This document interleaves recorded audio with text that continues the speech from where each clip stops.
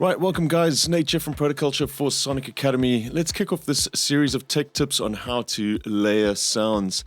With some basics first, I want to just talk about a couple of mindsets that I think are important to have when approaching layering and a few sort of best practices. Now, these might sound obvious to some of you, but I always feel, having an understanding of why you're doing stuff is a great starting point. And you'll often be surprised by how many problems you can solve by following a few simple steps like this before you even get into the nitty-gritty of mixing things. Now, the first rule I like to apply when it comes to layering is to not layer if you can.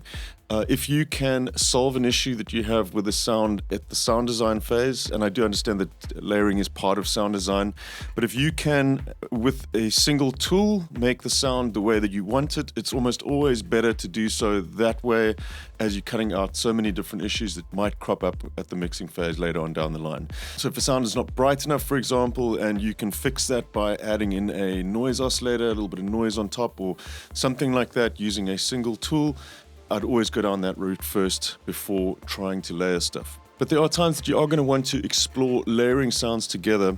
Now, a great starting point is usually the sound selection. Now, you should always consider that layering is really about finding complementary sounds.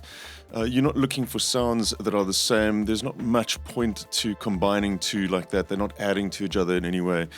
So there are a couple of key characteristics that I like to be mindful of when I'm approaching a layered sound. Things like frequency. Is the content that I'm working with too dull, or is it bass heavy, or does it require something bright? Am I looking for something with a bit of air and fizz on top of it? Is it kind of hollow? Does it require a little bit more punch in the mid-range? Those kind of things. You want to look for aspects in the frequency that complement each other. Same applies to the stereo field, very importantly. Is it mono or is it wide? Another area I like to look at is the transients. Does it have a pronounced transient at the beginning, or is it slightly soft? Do I need something that stands out a little bit more? I can combine something with less transients but a bigger, lusher sound with something that is quite mid-range mono and a very, very pronounced attack to it. You may also want to consider things pertaining to mixing, like effects. Is the sound heavily processed? Do I want to layer that up with something that's quite dry to balance it out, bring it forward in the mix, but retain that reverb, for example? Or do I have something that's quite tame that could use as more aggressive sound, something with distortion in it? And lastly, another area that I like to look at is something static or is it dynamic? If it's static, do I need it to move more? Can I add something with more motion in the sound to complement that sort of more static layer? So these are all characteristics that I like to look at when considering what is going to make up my layered sound. So let's dive into the DAW quickly. We're going to take a look at a few examples just to kind of illustrate this. So I've got 3 examples of layers here. I've just loaded up 6 instances of Anna 2, and I've just used presets here just to select sounds which I think complement each other well. We've got a lead example, a bass example, and a pad example. So let's just take a look at the individual sounds and then listen to the layer and chat about why they are going together. So first up, I've got this lead sound.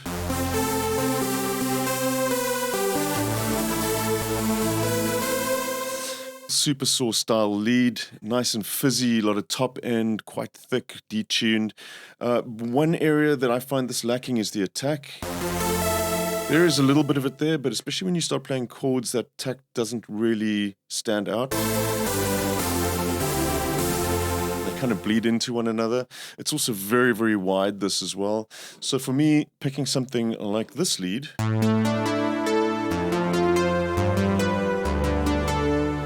way more mid-range content in there, a little bit more pulled into the center, but also a very pronounced attack. And at the same time, they are quite similar in the sense that they both kind of have that trancey feel to them. But when you put them together, you get something like this.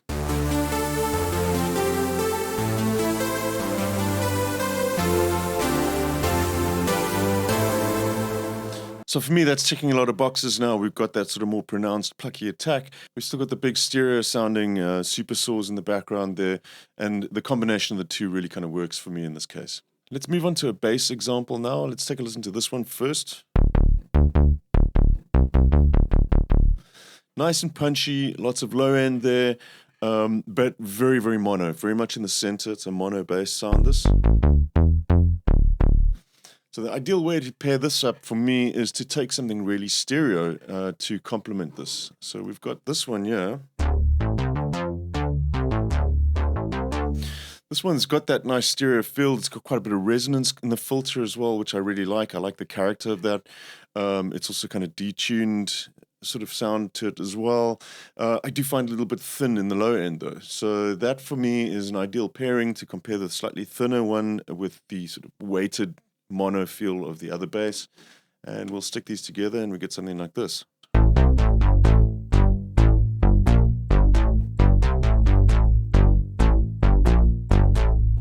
Cool. So our last example is a pad sounds. We've got this one first.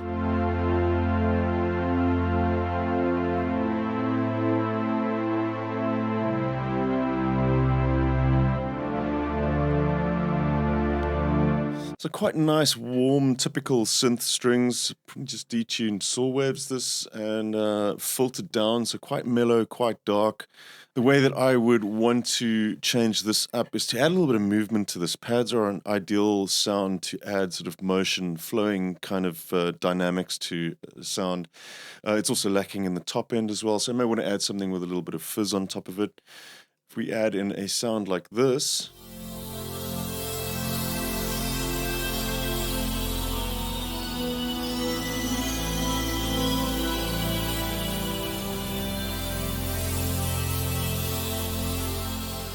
so that really nice crisp high end on this, and it's got some sort of flanging movement going on there. It's kind of waving in and out all the time. Really nice smooth dynamics, and it's always moving the whole time.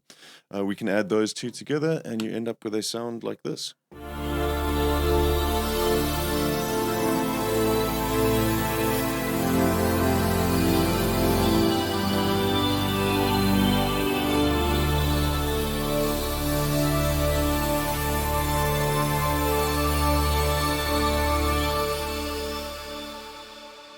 Now, as I said, no mixing involved in any of these examples at all. I haven't even adjusted the levels here. That would probably be my first place to adjust these, is by just changing the level slightly.